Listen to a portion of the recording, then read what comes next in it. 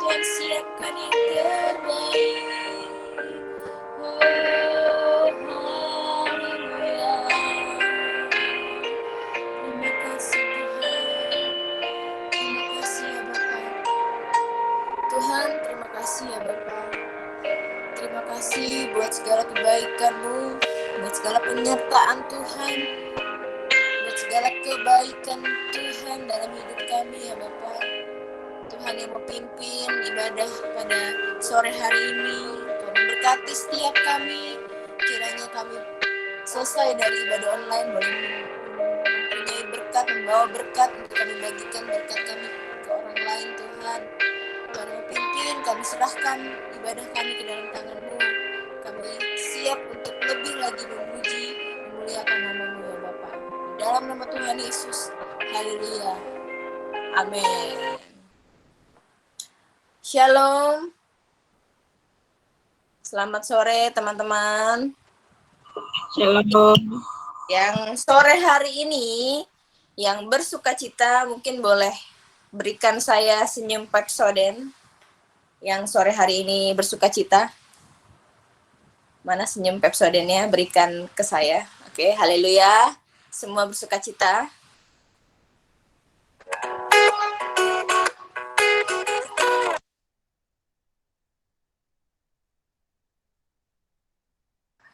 Kita mau tepuk tangan ya, kita mau angkat pujian kita.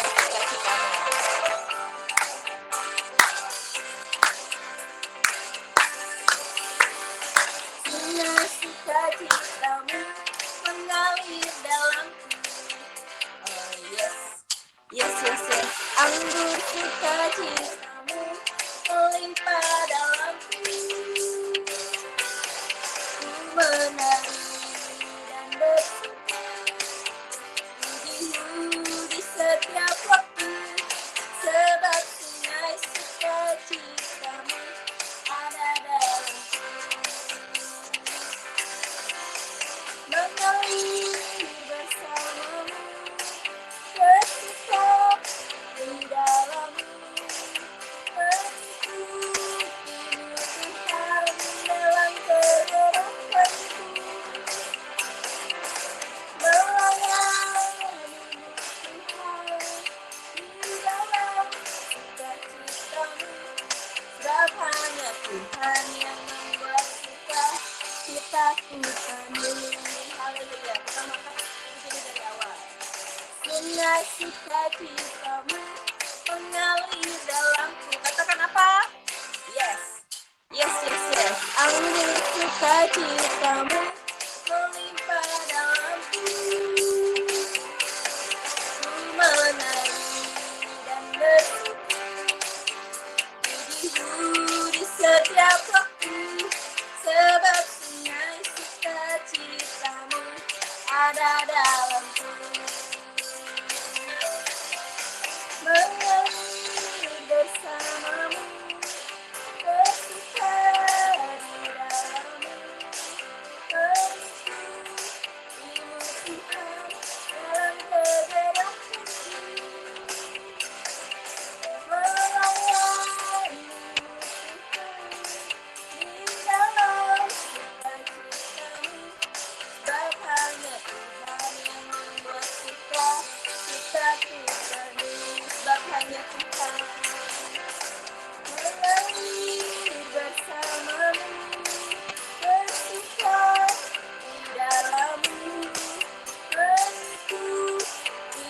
Tuhan dalam kegerakan pelayan Tuhan di dalam sukacitamu. Sebab hanya Tuhan yang membuat sukacitaku penuh. Sebab hanya Tuhan yang membuat sukacitaku penuh. Sebab hanya Tuhan yang membuat sukacitaku penuh. Haleluya, berikan kepada Tuhan.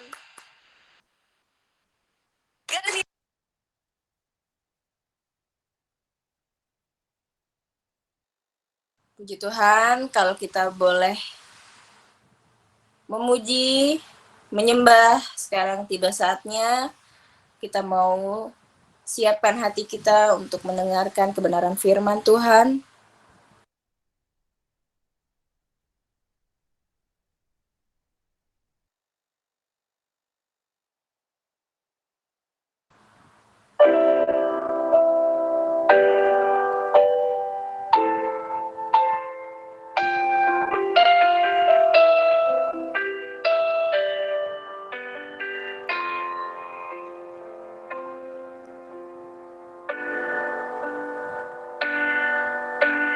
Firman-Mu berkata Kau besertaku, maka kuat roh dan jiwaku. Tangan-Mu Tuhan selalu ku nantikan, di setiap langkah ku percaya. Dengan sayap-Mu ku akan terbang tinggi di tengah badai hidup. Ku tak menyerah, Kau kekuatan dan perlindungan bagiku, pertolonganku di tempat maha tinggi. Ku mengangkat tanganku, aku berserah, Kau ku nantikan, Kau yang ku sembah, Yesusku, Rajaku.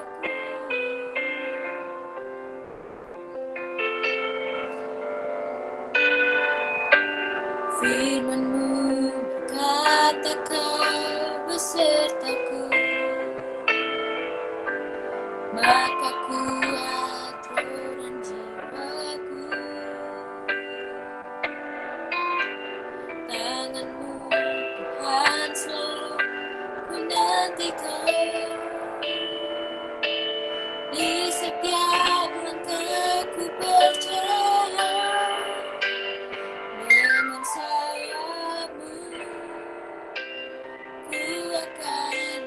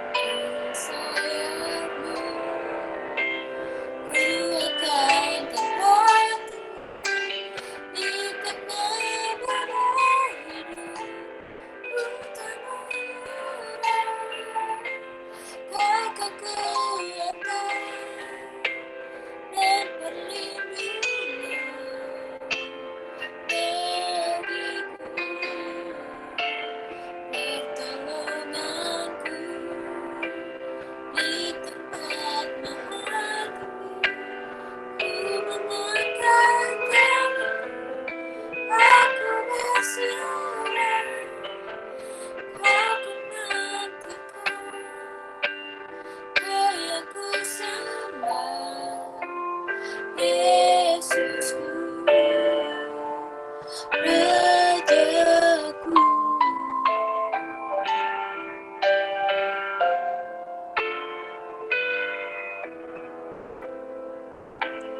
Yesusku,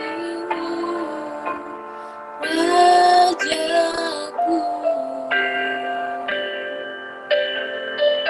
Saya serahkan kepada hamba-Nya.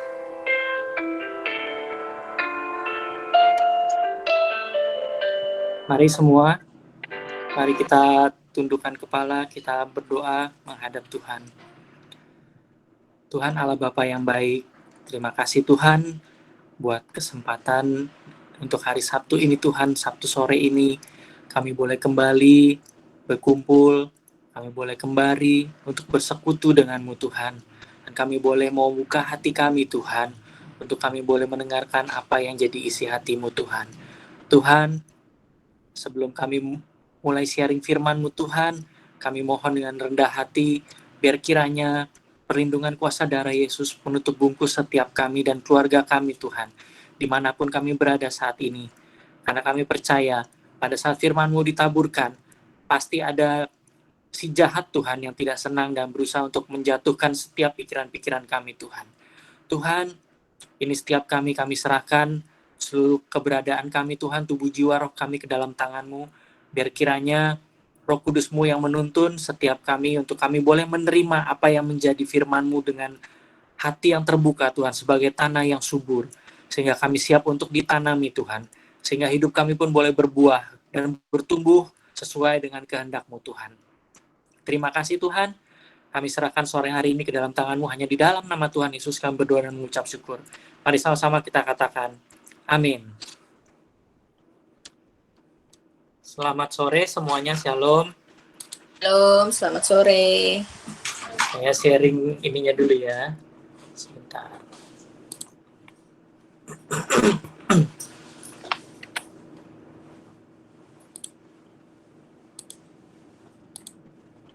Sepertinya adem ya, lagi di pantai. Oh iya, kan kita harus relax. Sebentar.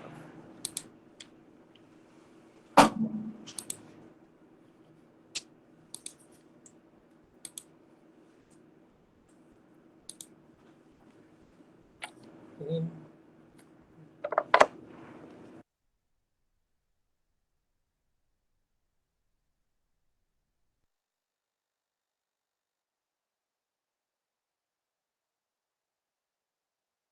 sebentar ya, lagi disiapkan dulu, ada gangguan teknis sebentar.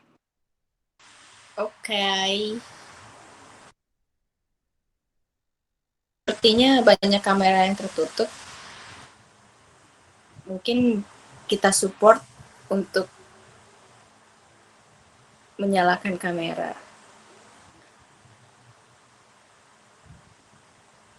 Oke, nah gitu kan kelihatan tuh cantik-cantiknya ya kan. Walaupun belum mandi kan kelihatan, nggak kelihatan lah ya.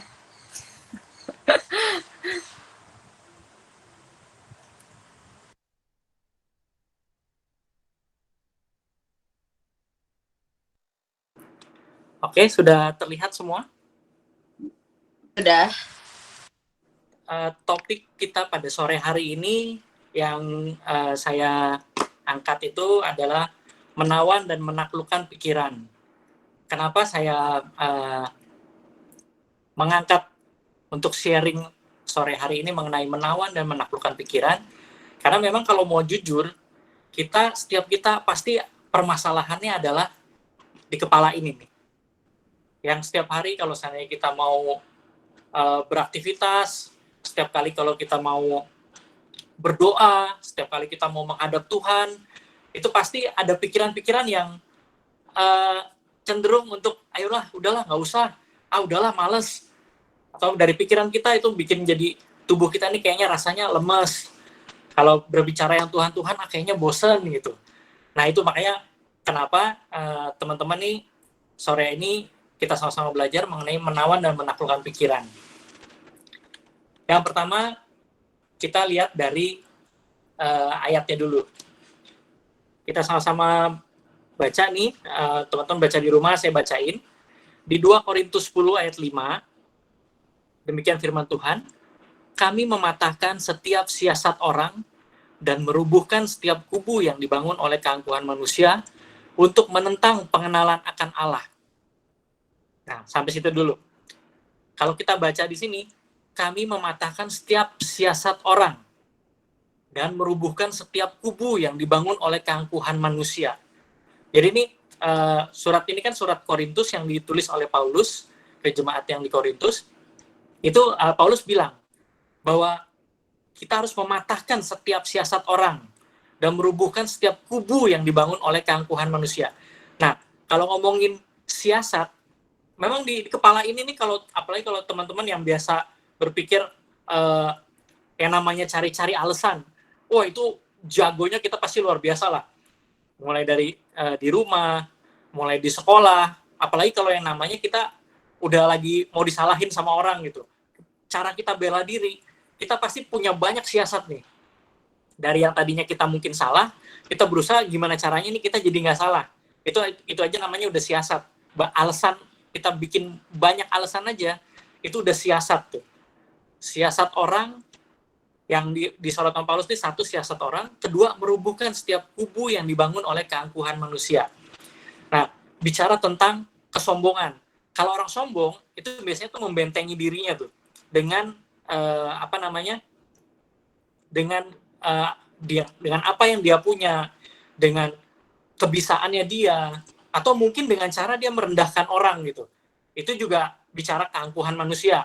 Memandang rendah orang aja tuh dalam pikiran kita udah merendahkan orang, itu aja udah bisa dibilang kubu yang kita bangun sebagai keangkuhan kita sendiri. Nah, yang membuat kita jadi salahnya di sini, semua yang tadi baik siasat maupun keangkuhan manusia, itu pasti kalau ke sesama aja kita bisa begitu, apalagi untuk pengenalan akan Allah.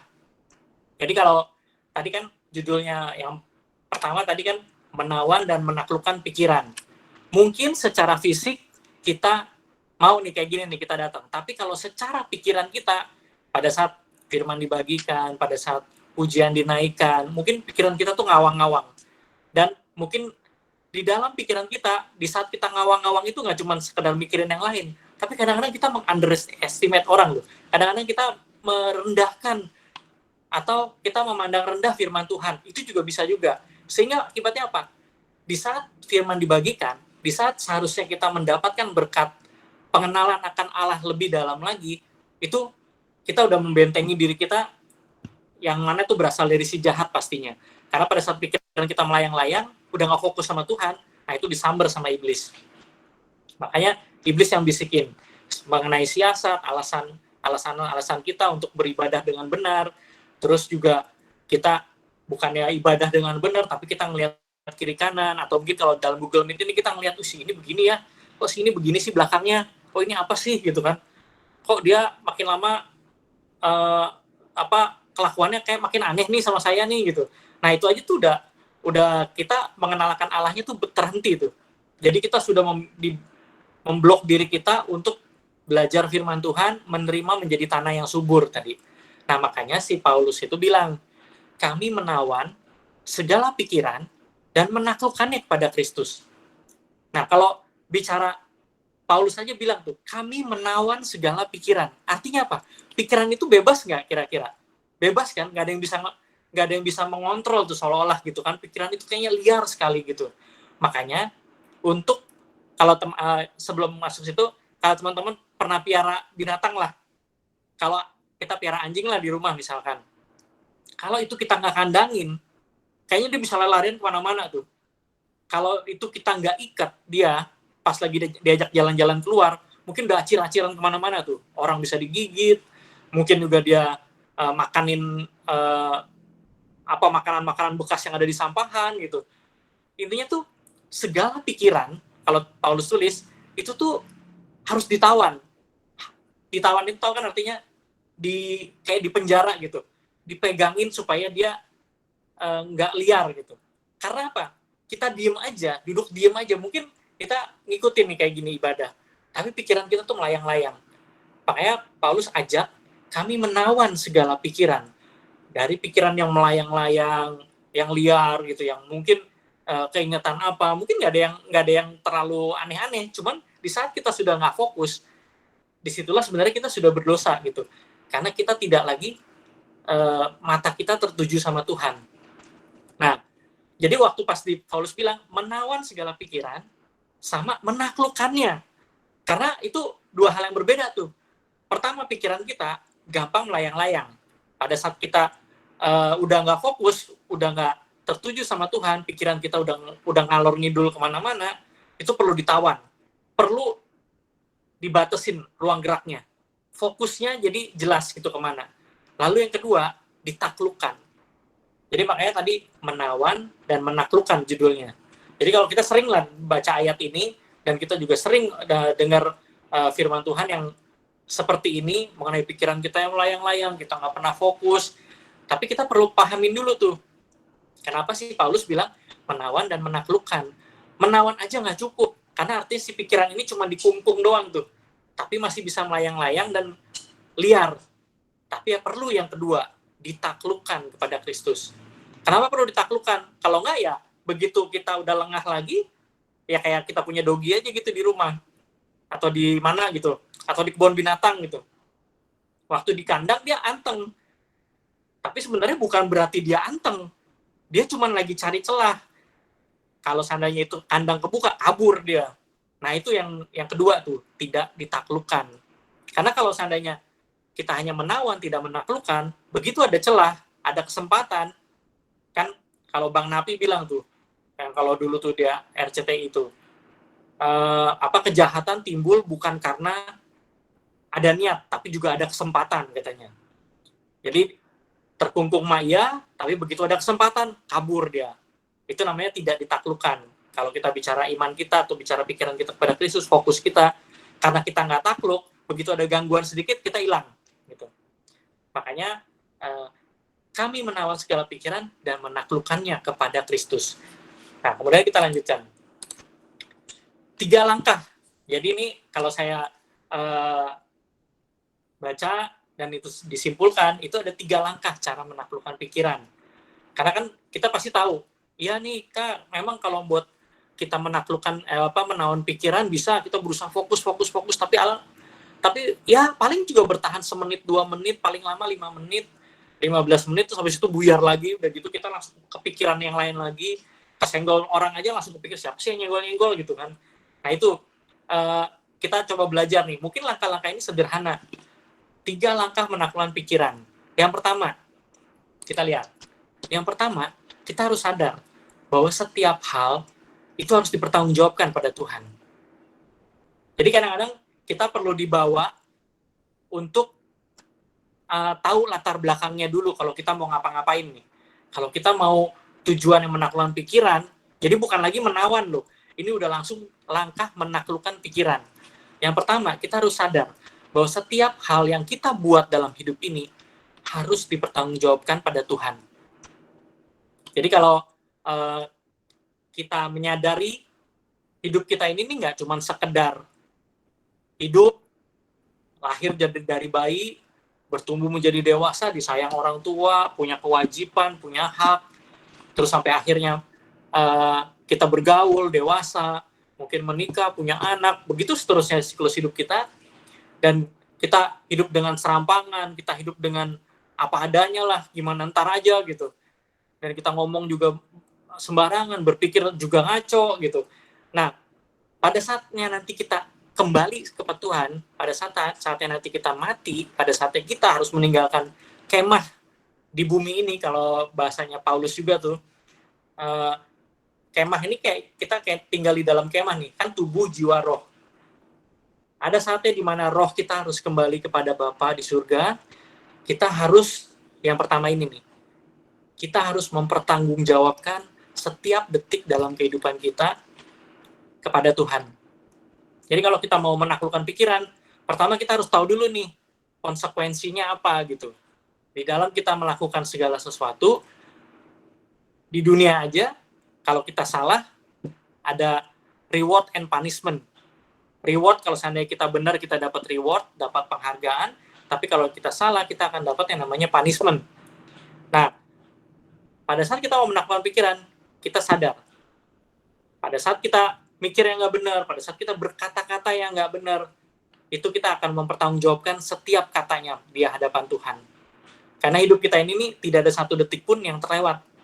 Kalau kita dengar kesaksian dari orang-orang yang mungkin pernah mengalami kematian gitu, kematian sesaat dan bertemu dengan Tuhan, itu pasti rata-rata akan bilang mereka diperhadapkan seperti takhta pengadilan, bahkan di Wahyu pun juga ditulis, dan di sana rata-rata pada bilang itu hidup kita tuh kayak film, kayak kita lihat film dari kecil sampai dewasa sampai akhirnya kita kembali pada saat terakhir hidup kita, napas kita di bumi, itu tuh diputar balik. Dan di sana pernah ada yang bilang bahwa pada saat dia diputar balik itu malunya luar biasa, karena di sana itu udah bener-bener kita udah nggak bisa lagi beralasan kayak tadi tuh membuat siasat, atau kita nggak bisa lagi berbuat dosa, kita tidak bisa lagi sombong, karena emang bener-bener kita tuh cuman kecil lagi diadilin, kita lagi diadilin, dan di sana tuh bener-bener lagi semua mata lagi memandang kehidupan kita. Makanya orang yang berbuatnya banyak kejahatan di bumi ini, di sana itu nanti akan bilang dia akan begitu malunya, begitu menyesalnya, begitu minta dibelas kasihaninya Tuhan, dan dia juga minta supaya diberi kesempatan bahkan kalau bisa sama Tuhan supaya jangan sampai dia melakukan hal itu, minta diampunin. Tapi ya itu tadi, hidup kita ini cuma sepanjang nafas. Begitu nafas itu selesai, udah nggak ada kesempatan lagi. Makanya ini kita kenapa mumpung masih kita bernafas dari semenjak saat ini, bahkan dari semenjak teman-teman masih muda saat ini, sadari bahwa setiap hal yang kita lakukan itu harus dipertanggungjawabkan pada akhirnya sama Tuhan. Jadi pada saat kita sadar itu, pada saat kita tahu bahwa kita harus bertanggung jawab sama Tuhan, setiap kali kita salah, kita akan minta ampun sama Tuhan. Segera minta ampun. Kalau ditanya sama Tuhan kan pernah bilang ke murid-muridnya gini, murid-murid tanya, Tuhan berapa kali kita harus mengampuni orang yang bersalah sama kita? Nah, itu kalau ngomongin yang bersalah, tapi kita ngomongin berarti berapa banyak orang yang pada minta maaf tuh saat itu. Itu dibilang 77 kali 7. Itu kalau teman-teman hitung-hitung pakai matematika, ya yang saya juga pernah sharing kan, itu kalau dibagi dalam 24 jam, artinya itu setiap 2 menit sekali kita harus mengampuni. Bahkan artinya berarti setiap 2 menit atau setiap kali kita melakukan kesalahan, kita harus segera minta ampun gitu. Supaya pada saat kita dipertanggungjawabkan di hadapan tahta Allah yang maha tinggi nanti ini, karena Tuhan itu nggak cuma lagi Allah yang penuh kasih loh, Tuhan itu juga adalah Allah yang adil, itu Allah yang mengadili bahkan nanti, yang meminta pertanggungjawaban. Makanya kita harus sadar itu. Kita baca ayatnya nih di Matius 12 ayat 36, tapi aku berkata kepadamu, setiap kata sia-sia yang diucapkan orang harus dipertanggungjawabkannya pada hari penghakiman. Ini kalau bahasa begini nih, ini Yesus yang ngomong nih. Tapi aku berkata kepadamu, setiap kata yang sia-sia yang diucapkan orang harus dipertanggungjawabkannya pada hari penghakiman. Jadi ini pikiran ini nih gampang banget melayang. Pikiran ini melayang gara-gara apa? Karena ditentukan sama yang di dalam hati sini nih. Di saat pikiran kita aja gampang melenceng, nggak fokus lagi, maka kendali atas mulut pun juga itu pasti akan berantakan tuh.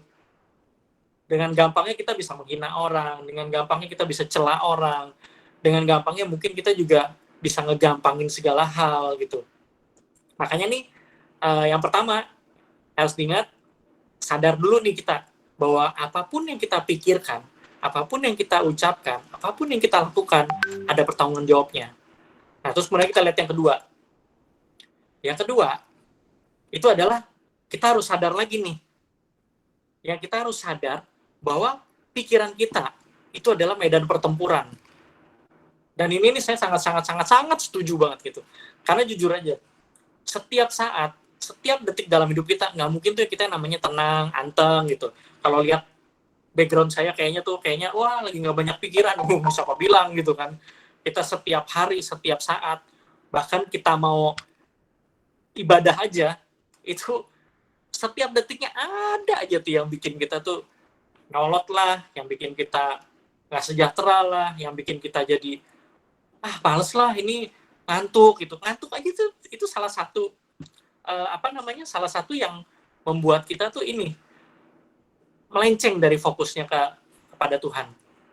Jadi ini kalau dibilang kita harus sadar pikiran kita adalah medan pertempuran. Jadi medan pertempuran itu bukan berantem di luar sana ya, bukan pada saat perang antara Ukraina sama Rusia gitu, yang main tembak-tembakan, ledak-ledakan gitu, bunuh-bunuhan gitu. Medan pertempuran kita yang real itu setiap hari itu ada di dalam batin kita, ada di dalam pikiran kita, ada di dalam hati kita. Dan itu yang namanya medan pertempuran itu ada dua tuh, antara baik sama buruk. Minimal kan orang kalau bertempur itu pasti ada dua kubu. Minimal tuh ada dua kubu yang saling menyerang satu sama lain. Kalau baik dibilang dia menyerang, kagak sebenarnya, dia bertahan gitu sebenarnya. Yang kalau digambar itu yang buruk itu yang menyerang, karena yang buruk itu pasti dari si jahat. Nah, tapi harus hati-hati juga. Kalau kita bilang pikiran kita nih pikiran yang baik gitu misalkan, baiknya itu harus ada acuan. Baiknya itu acuannya apa? Kalau acuan itu bukan dari firman Tuhan, acuan itu bukan dari apa kata yang keluar dari Tuhan Yesus, itu bisa dipastikan arahnya bisa jadi lama-lama diselewengkan oleh setan tuh jadi buruk. Contoh misalkan apa ya? Kebiasaan lah, kita bicara budaya. Mungkin budaya yang di luar sana, di luar negeri mana gitu, buat mereka tuh baik. Cara mereka menegur sapa dengan dengan kasar, dengan cara pukul, dengan cara manggil orang dengan seenaknya, mungkin itu baik buat mereka dan itu normal gitu. Diakuin secara umum di sana. Mungkin di antara setiap suku-suku di Indonesia juga beda-beda gitu. Nah, makanya saya bilang, pada saat di sana itu bilang baik, apakah di tempat lain bilang itu baik? Belum tentu. Makanya kenapa saya bilang, kalau kita bicara baik, baik itu acuannya apa? Jadi hati-hati dengan apa yang kita anggap baik. Kalau itu tidak sesuai dengan firman Tuhan, belum tentu itu baik buat kita. Pesannya di situ maksudnya. Jadi kalau bicara buruk, itu udah jelas-jelas itu ngancurin hidup kita. Tapi kalau bicara baik, pastikan sesuai dengan firman Tuhan. Medan pertempuran, sekarang kita lihat medan pertempuran ya.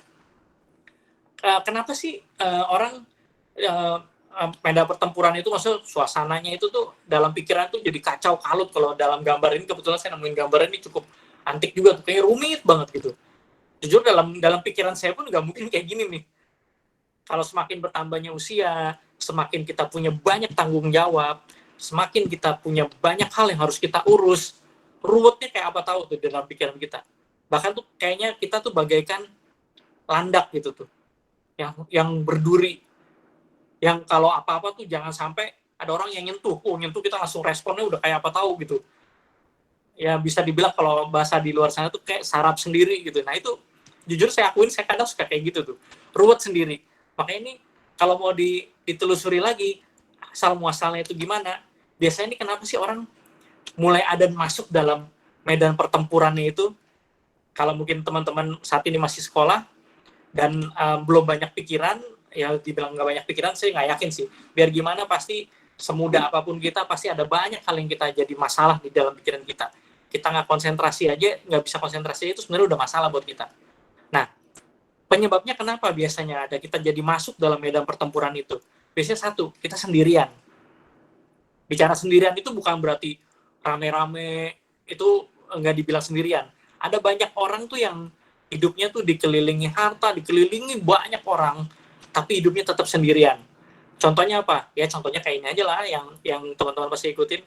Kayak orang-orang Korea itu, yang artis-artis Korea tuh, mereka famous ya iya, cakep ya iya, ganteng ya iya, kaya ya iya. Udahannya apa? Bunuh diri dia. Karena apa? Di dalam pikirannya dia, medan pertempurannya itu ada yang baik dan buruk.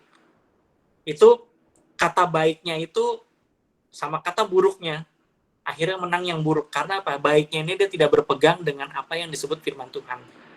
Jadi dimanapun dia berada, dia akan merasa sendirian. Kadang-kadang masalah tuh dalam kata-kata sendirian ini nih.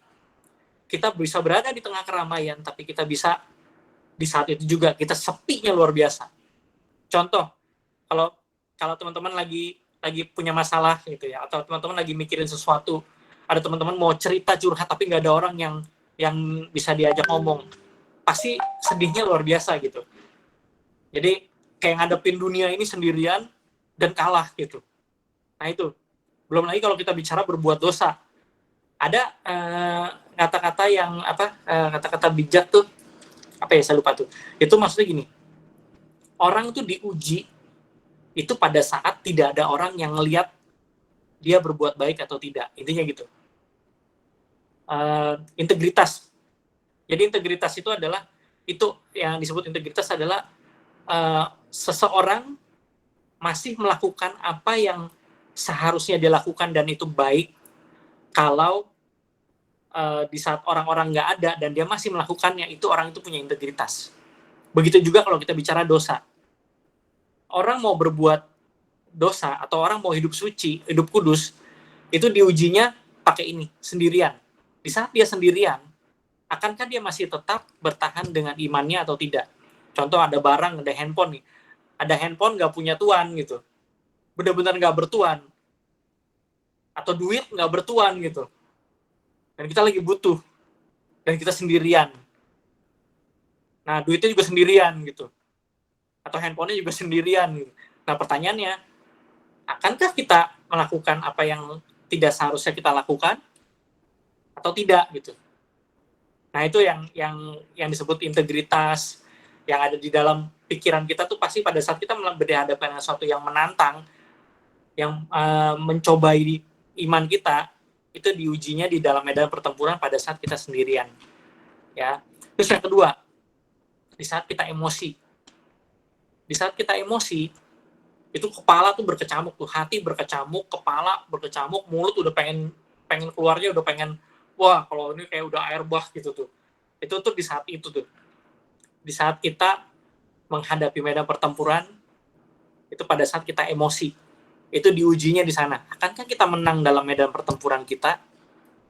Jadi bicara menawan dan menaklukkan pikiran, itu pertama tadi, saya ulang tadi, kita harus sadar bahwa apa yang kita lakukan di dunia ini itu harus dipertanggungjawabkan. Yang kedua, kita harus sadar, kita nih nggak sendirian nih.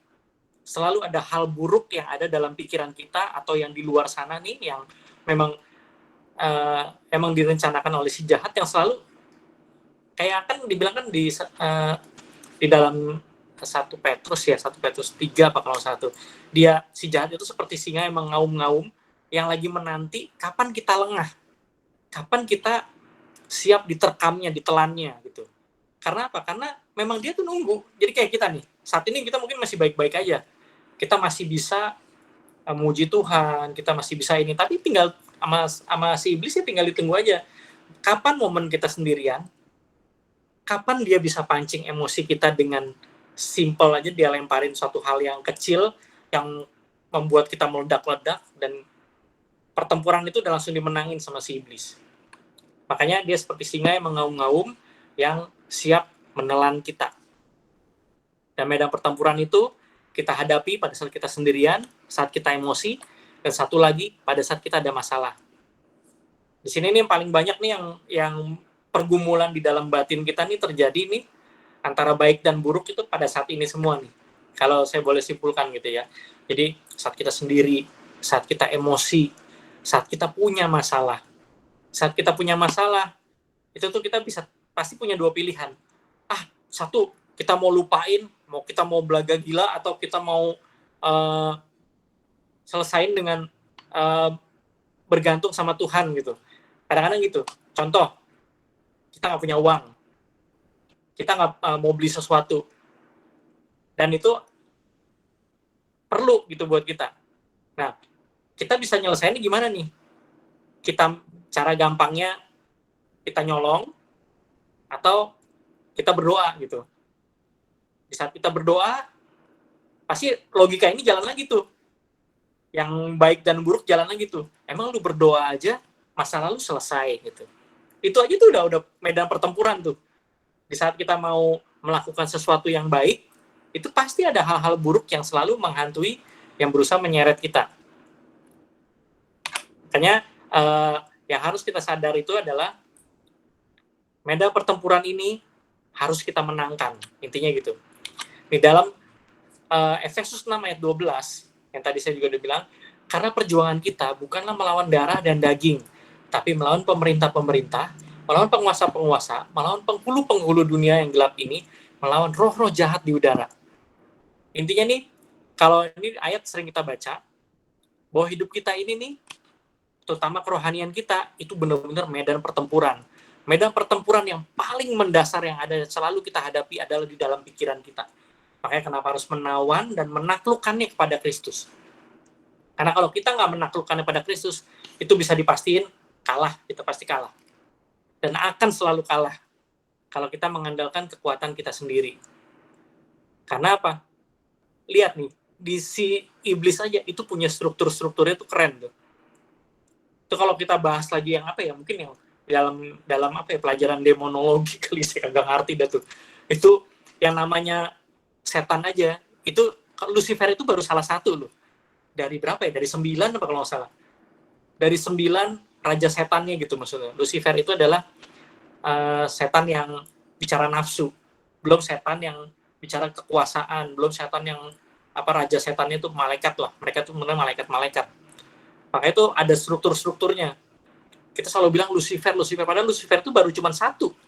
Kayak Baal itu pun termasuk setara dengan Lucifer tuh. Kalau kita ngomongin yang ini nih, Baal itu tuh dewa kemakmuran tuh kalau nggak salah tuh.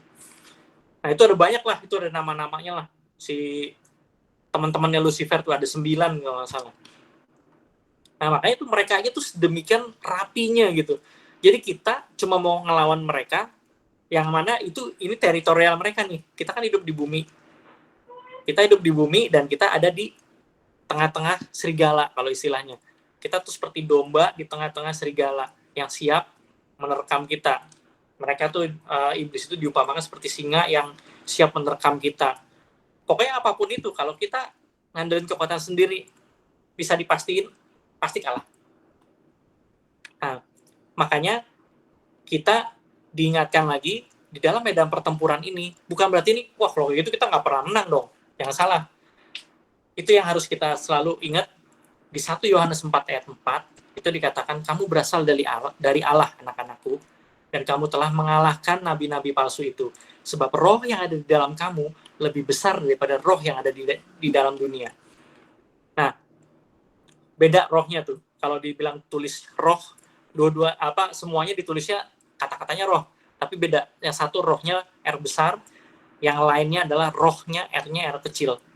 Jadi kalau kita bicara roh, itu bicara yang R besar, itu bicara Roh Kudus. Makanya kan Yesus bilang, aku akan pergi pada Bapa, tapi aku akan kirim penolong bagimu gitu. Roh Kudus yang akan dicurahkan. Makanya kayak kemarin kita sudah lewati pencurahan Roh Kudus. Karena memang pada dasarnya kita nggak akan pernah bisa hidup sendiri tanpa bantuan Tuhan gitu. Karena kita ada di tengah-tengah yang dunia yang jahatnya luar biasa. Dan dunia ini akan sebentar lagi akan segera berakhir. Jadi kita harus tadi sadar benar-benar. Sadar akan posisi kita di mana. Posisi kita di mana? Ini yang saya kuningin. Kita punya roh, bukan lagi roh yang kan tubuh jiwa roh. Rohnya yang kalau yang orang-orang normal tuh tubuh jiwa roh, rohnya itu tuh roh masih rohnya dia gitu. Tapi kalau kita kan di Yohanes bilang kita harus makin berkurang dan dia harus makin bertambah. Jadi tubuh jiwa rohnya itu yang bertumbuh itu tuh bukan lagi roh kita, bukan lagi kedagingan kita, tapi rohnya itu adalah Roh Kudus. Makanya pada saat tubuhnya mati, jiwanya ada saatnya berakhir, tapi di saat yang terakhir adalah roh kita itu dibawa kembali kepada Bapa. Dan roh itu yang akan membela kita. Roh Kudus itu yang akan bersaksi bahwa kita ini penurut atau enggak gitu. Makanya sore hari ini benar-benar kita harus sadar posisi kita. Medan pertempuran kayak apa kayak namanya gitu. Dan kita harus mempertanggungjawabkan apa yang sudah kita buat, nggak ada masalah gitu. Selama kita sadar bahwa roh yang ada di dalam kita lebih besar daripada roh yang ada di dunia. Dan kita harus hidup sesuai dengan firman Tuhan. Nah, yang ketiga, kita harus apa nih? Nah, ini bicara bersikap tegas kita kalau di dalam memberikan informasi pada pikiran kita. Kalimatnya ini kepanjangan, simpelnya adalah gini. hati-hati dengan apa yang kamu kasih makan ke pikiran kamu. Intinya itu. Jadi apa yang kita kasih makan ke pikiran kita, itu yang akan bertumbuh. Makanya kalau di dunia ini nih ada tuh istilah gigo. Gigo itu tuh garbage in, garbage out. Garbage itu sampah. Jadi kalau kasih makan sampah ke dalam pikiran kita, yang keluar juga sampah. Jadi kalau seandainya kita mau bertumbuh, sekali lagi, jangan kasih makan sampah sama pikiran kita. Jangan kasih makan sesuatu yang nggak berguna. Makanya kita harus dibilang bersikap tegas di dalam memberi informasi dalam pikiran kita. Dan di sini, di dalam Lukas 6 ayat 45, di sini dibilang, orang yang baik mengeluarkan barang yang baik dari perbendaharaan hatinya yang baik. Dan orang yang jahat mengeluarkan barang yang jahat dari perbendaharaannya yang jahat. Karena yang diucapkan mulutnya meluap dari hatinya. Jadi ini, ayat ini sering sekali kita baca. Ayat ini udah luar kepala lah kita tahu. Tapi pertanyaannya, sampai saat ini, hati kita, roh kita, yang tadi tuh, roh yang masih kecil tadi itu, roh kita sendiri nih, kalau rohnya ini William nih, rohnya si William ini nih, dikasih makannya apa nih? Kalau dikasih makannya dengan firman Tuhan, roh kudusnya akan menjadi dominan gitu. Meraja dan bertakhtalah Tuhan di dalam hidup kita. Kita selalu berdoa seperti itu. Pertanyaannya, apakah sudah memberi makan ke dalam roh kudus yang ada di dalam kita? Memberi makannya apa?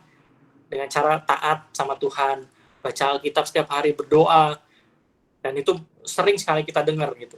Nah, efeknya apa? Ketahuannya dari mana? Ya yang keluar apa?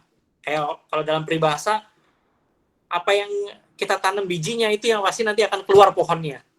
Jadi nggak mungkin, kayak di Alkitab juga dibilang, kalau ditanamnya ilalang ya keluarnya ilalang, rumput, bukan gandum gitu. Nah, nanti akan kelihatannya adalah pada saat kita berinteraksi dengan orang, pada saat kita menghadapi medan pertempuran dalam hidup kita, yang keluar dari pikiran kita ini, yang keluar dari mulut ini, yang keluar dari hati ini nih, yang mana tuh? Yang baik atau yang buruk gitu. Balik lagi yang tadi tuh, dalam pikiran tadi medan pertempurannya yang menang siapa? Gitu ya. Jadi ini ada juga quotes dari kutipan orang-orang bijak lah. Itu dibilang gini, what you stay focused on will grow. Artinya apa? Apa yang kita fokusin dalam hidup ini, itu pasti akan bertumbuh. Kalau ini bisa dipakai dalam berbagai macam hal gitu. Istilahnya kalau misalkan kita senang musik, kalau kita fokus gitu, tekunin alat musik yang dimaksud gitu. Biar gimana pun, kalau kita mau spend waktu untuk belajar satu hal yang benar-benar kita sukain, pasti akan berhasil.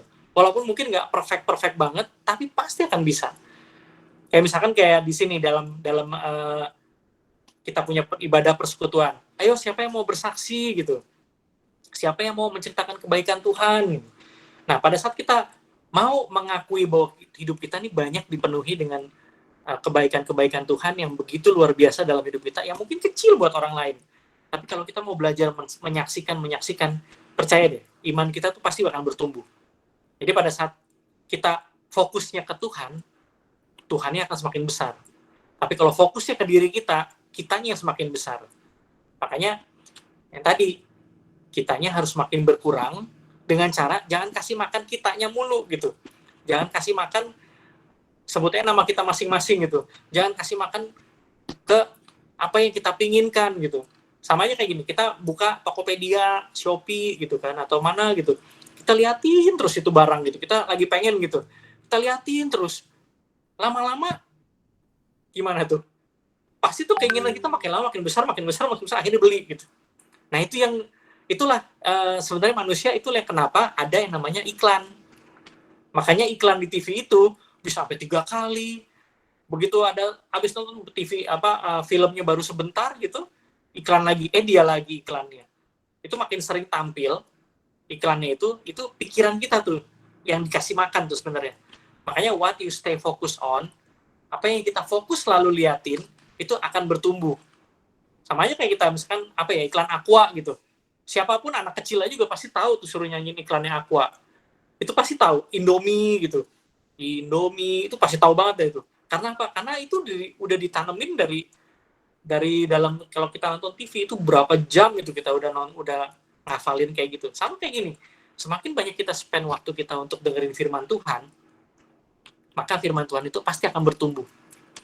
Semakin kita banyak memperkatakan firman Tuhan, someday kita lupa pun, kita lagi dalam keadaan terpuruk pun, firman Tuhan itu Roh Kudus yang akan kasih tahu, yang muncul sendiri. Makanya kan pada saat nanti, pada akhirnya kita akan peka dengan suara Roh Kudus, itu firman Tuhan itu akan mengalir begitu saja tuh. Makanya apa yang kita fokusin itu akan bertumbuh. Makanya pilih fokus apa yang akan kita ambil. Gitu. Nah, ini sebagai penutupnya di Filipi 4 ayat 8. Ini udah sering sekali kita baca juga. Jadi akhirnya, saudara-saudara, semua yang benar, semua yang mulia, semua yang adil, semua yang suci, semua yang manis, semua yang sedap didengar, semua yang disebut kebajikan dan patut dipuji, pikirkanlah semua itu. Jadi ini, kalau ngomongin Filipi 4 ayat 8, yang sering kita baca, coba perhatiin deh, semua yang benar. Yang benar itu siapa? Apa yang benar? Tuhan kan? Tuhan siapa yang benar? Tuhan ada banyak. Kalau saya suka dengerin si Pak Gilbert Lumuindong gitu tuh, dia kalau berdoa tuh pasti gitu. Tuhan boleh banyak, Nabi boleh banyak, juru selamat cuma satu katanya. Itu berdoanya dia pasti begitu tuh. Semua yang benar itu cuma Tuhan kita Yesus Kristus. Terus apa yang kedua? Semua yang mulia. Yang mulia itu apa? Apakah cuma emas yang mulia gitu? Apakah cuma raja yang mulia? Enggak. Ini kita bicara yang mulia itu adalah Tuhan sendiri. Lalu yang adil. Siapa yang paling adil di dunia ini? Kecuali Tuhan Yesus juga. Selain dan juga Allah Bapa di surga yang adil. Terus semua yang suci. Siapa yang suci? Ya Tuhan lagi. Siapa yang manis? Ya mungkin kalau pacar bisa dibilang manis, lama-lama enak juga gitu. Lama-lama pahit juga gitu. Tapi yang paling manis ya Tuhan sendiri. Makanya kan, Yesus yang termanis buat jiwaku. Nah, yang termanis pasti adalah Tuhan sendiri. Terus yang sedap didengar. Yang sedap didengar apa? Selain kata-kata yang keluar dari mulutnya Tuhan. Terus yang disebut kebajikan dan patut dipuji. Siapa yang patut layak menerima itu semua? Kalau bukan Tuhan kita atau Allah Bapa di surga. Artinya apa? Kita suruh mikirin semua yang dari Tuhan. Bicara semua yang dari Tuhan itu apa? Firman Tuhan. Makanya dalam Filipi 4 ayat 8 ini, simpelnya apa? Pikirkanlah semuanya itu. Artinya apa? Kita harus mikirin yang namanya firman Tuhan. Renungkanlah firman Tuhan siang dan malam. Ya, akan seperti pohon yang ditanam di tepi aliran air, yang tidak pernah layu daunnya, dan tidak pernah gugur daunnya, dan akan berbuah sepanjang tahun. Jadi ini, kalau kita bicara menawan dan menaklukkan pikiran, sekali lagi, pertama, kita harus sadar bahwa semua yang kita lakukan ada konsekuensinya. Makanya kalau kita salah, segera minta ampun. Pikiran ini nggak bisa dikendalikan, karena liar. Yang bisa ngendalin itu apa? Ya Roh Kudus. Yang kedua, kita harus sadar bahwa pikiran kita ini karena dia liar, dan dia juga ada yang namanya si jahat yang di luar sana tuh yang siap perang sama kita, yang nggak pingin kita jadi orang benar, sehingga pikiran ini akan selalu dijadikan medan pertempuran. Makanya setiap hari kita harus berdoa, baca firman Tuhan, pegang yang benar yang mana. Jadi kalau bicara baik dan buruk yang ada dalam pikiran kita, baik itu belum tentu baik. Tapi baik yang paling baik itu adalah yang di Filipi 4 ayat 8 ini. Pikirkanlah semua itu. Artinya apa? Firman Tuhan. Gak jauh-jauh, kembalinya ke sana lagi. Terus yang ketiga, kita harus memberi makan pikiran kita dengan yang benar. Yang benar apa? Ya firman Tuhan lagi. Dan kita harus tegas. Harus tegas apa yang mau kita kasih makan. Ya, prinsip GIGO ini nih. Garbage in, garbage out. Sering ngomong jorok, ngomong kotor, gitu. Itu karena apa? Karena pasti sering pasti sering masukin dengerin kata-kata yang nggak benar. Jadi ini hati-hati anak-anak muda, karena anak-anak muda di sini adalah targetnya si iblis. Pasti dia tidak akan membiarkan kita jadi orang benar. Makanya sekali lagi saya bacakan Filipi 4 ayat 8. Jadi akhirnya saudara-saudara, semua yang benar, semua yang mulia, semua yang adil, semua yang suci, semua yang manis, semua yang sedap didengar, semua yang disebut kebajikan yang patut dipuji, pikirkanlah semua itu. Ya, jadi amin buat firman Tuhan pada sore hari ini. Mudah-mudahan di dalam kita berjuang setiap detik melawan medan pertempuran kita akan bisa menjadi keluar sebagai pemenang. Karena ingat, kita selalu dijadikan Tuhan lebih dari pemenang. Karena kemenangan itu sudah dikasih duluan sama Tuhan. Jadi, sore hari ini mudah-mudahan kita jadi anak remaja yang benar-benar bertumbuhnya itu ke arah yang benar. Yang tadi, ya. Fokus dengan apa yang baik, maka kamu akan bertumbuhnya pun akan baik. Amin. Mari kita berdoa. Bapak, terima kasih Tuhan buat sore hari ini, buat pelajaran yang boleh kami terima Tuhan, yang kami boleh nikmati Tuhan, yang kami percaya, yang kami boleh tangkap Tuhan dengan iman kami Tuhan, bukan dengan pikiran kami Tuhan. Karena pada saat kami tangkap dengan pikiran kami Tuhan, itu artinya kami mengandalkan kekuatan kami, dan itu pasti kami akan dikalahkan oleh si jahat Tuhan. Tuhan, oleh sebab itu Tuhan, pegang selalu tangan kami Tuhan, hati kami, pikiran kami, perkataan kami, perbuatan kami Tuhan, agar setiap kami bisa hidup sesuai dengan kehendak-Mu Tuhan. Bukan lagi dengan apa yang diombang-ambingkan oleh keinginan dunia Tuhan, tapi sungguh-sungguh apa yang Engkau mau Tuhan. Apa yang firman-Mu katakan Tuhan, itu yang kami lakukan Tuhan. Itu yang kami katakan setiap hari Tuhan. Itu yang kami pikirkan setiap hari Tuhan. Tuhan, pikiran kami seringkali melayang-layang Tuhan, untuk hal-hal yang mungkin tidak baik Tuhan Yesus. Terima kasih Tuhan, kami percaya Engkau Allah yang sungguh baik, Engkau Allah yang sungguh luar biasa. Dan kami yakin dan percaya Engkau tidak akan biarkan kami sendirian Tuhan. Tuhan, kami serahkan dan kami materaikan seluruh firman Tuhan pada sore hari ini Tuhan, yang kami percaya bukan hal yang baru Tuhan, tapi kami mau ada yang selalu yang baru pada saat kami mendengarkan firman yang dari Engkau Tuhan.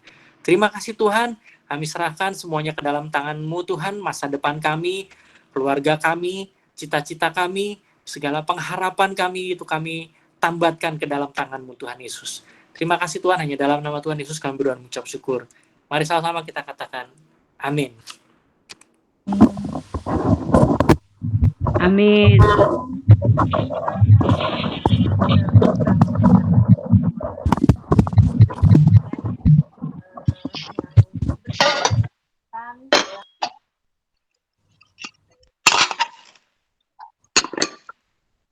Mana diberkati oleh firman Tuhan, mau lihat dong tangannya. Haleluya. Jawaban banget nih kalau firman Tuhan hari ini buat itu paling susah ya ngontrol. Jadi terima kasih untuk Ko William, untuk firman Tuhannya sangat menguatkan, sangat mengingatkan, sangat menegur bagi setiap kita.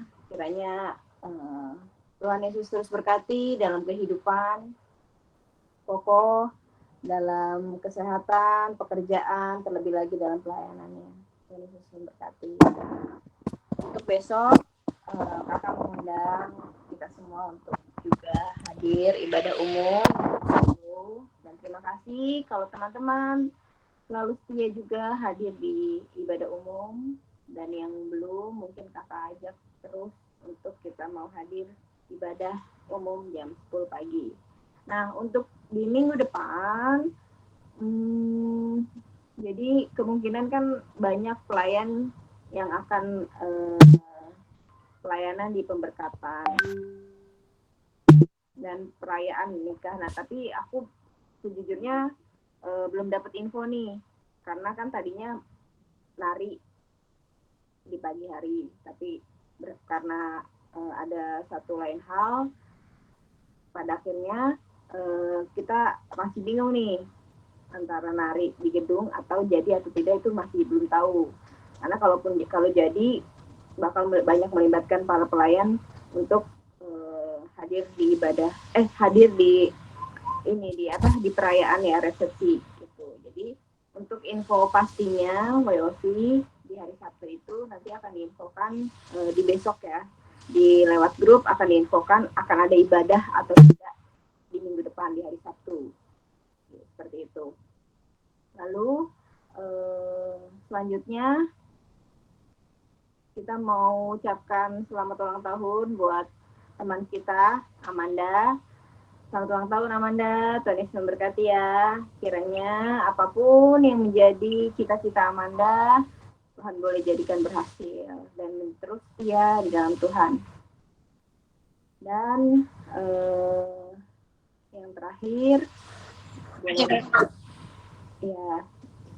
boleh ditutup di dalam doa oleh Dion. Mari kita bersatu. Terima kasih Tuhan Yesus, terima kasih Bapak. Terima kasih kalau Engkau sudah memberkati ibadah kami pada sore hari ini dari awal hingga akhir ibadah kami ya Tuhan. Terima kasih ya Tuhan atas firman-Mu yang telah Engkau sampaikan lewat hamba-Mu Ko William. Ya Tuhan, Kau memberkati Ko William dalam pelayanannya, pekerjaannya, kesehatannya, serta keluarganya selalu ya Tuhan. Ya Tuhan, Kau memberkati juga teman-teman kami yang tidak dapat hadir pada ibadah sore hari ini, hingga mereka dapat hadir pada ibadah Majelis Sabtu depan. Ya Tuhan, Kau juga memberkati ibadah kami pada hari Minggu esok. Kau memberkati pembawa firman serta pelayan-pelayan-Mu yang akan melayani Engkau pada hari esok, sehingga kami dapat melayani-Mu dengan sukacita dan dengan lancar ya Tuhan. Terima kasih Tuhan Yesus. Amin. Amin Tuhan. Kita mau ada tambahan doa. Mari tetap di dalam doa. Tuhan, Tuhan juga yang mau berkati Mama Iren Tuhan yang mungkin sakit lambungnya kambuh lagi ya Bapak. Kiranya Tuhan yang mau tolong, Tuhan yang mau tolong, Tuhan yang mau berikan kesembuhan untuk Mama Iren ya Bapak. Kami percaya Tuhan Maha Penyembuh, Maha Pemulih. Kiranya Tuhan mau berkati obat-obatan yang diminum dan makanan yang dimakan ya Bapak. Kiranya boleh terjadi kesembuhan untuk Mama Iren ya Bapak. Terima kasih Tuhan, di dalam nama Tuhan Yesus. Haleluya, amin. Oke, selamat hari Sabtu teman-teman. Terima kasih sudah hadir. Terima kasih untuk pelayanannya Dion, Ko William, Hazel. Tuhan Yesus memberkati ya.